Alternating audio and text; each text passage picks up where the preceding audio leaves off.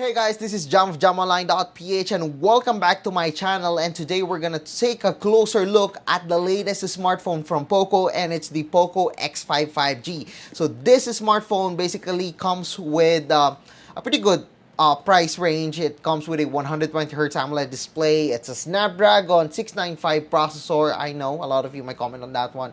And then there's the 5000 mAh of battery on the smartphone. Of course, the design is iconic. It's definitely a POCO smartphone, but does have some similarities with other smartphones. So yeah, what are we waiting for? Time to unbox and time to take a closer look at the POCO X5 5G. So this is the POCO X5 5G. Time to open this one. The manuals and the jelly case. So we got here the POCO X5 5G, and look at that. The 33 watts charger and the USB-A to USB-C cable. So this is the POCO X5 5G. As you can see in here, large display, 6.67-inch Full HD Plus AMOLED dot display. I actually like that they've used an AMOLED display on this one. It's bright, it's colorful, and it's definitely better than IPS or LCD display, which is in the competition in its price range. Of course, the refresh rate is up to 120 Hz, so games and applications can take advantage of that refresh rate on the smartphone. Protecting this one is a Corning Gorilla Glass 3. And of course, inside the smartphone is a Snapdragon 695 processor. As for the back, we got here some curves at the back here on the side. It's not the most ergonomic one, but that's definitely portable, and the grip is quite nice. This one is made of plastic. It's not matte glass, and I remember the Realme 9 Pro series camera setup over here. There's no protruding camera module over here, just on this part. So this is a 48 megapixel main camera along with an 8 megapixel ultra wide and a 2 megapixel macro camera. Thankfully, they didn't ditch that one. On the side, we got here the volume rocker and also the power button, which also serves as the fingerprint scanner on the smartphone.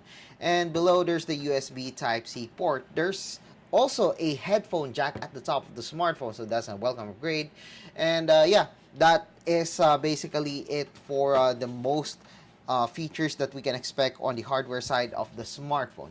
So on the front, by the way, we got a 13 megapixel main camera, selfie camera rather, in here, which is by the way, just typical selfie camera that we can find. As you can see, the bezels are just fine on the smartphone. Definitely not the best one, but definitely not impressive as well. So just a fine bezels, but the display, it's actually pretty good, as this one comes with an AMOLED display.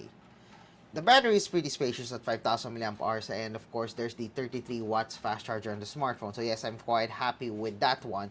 But how about the software? How about the other things about this smartphone?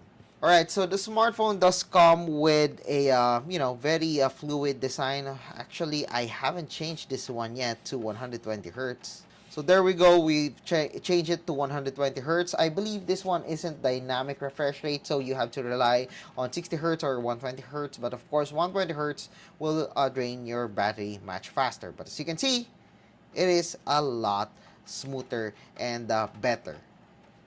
Now you might be asking, how's the camera of the smartphone? Well, we do got here the camera application.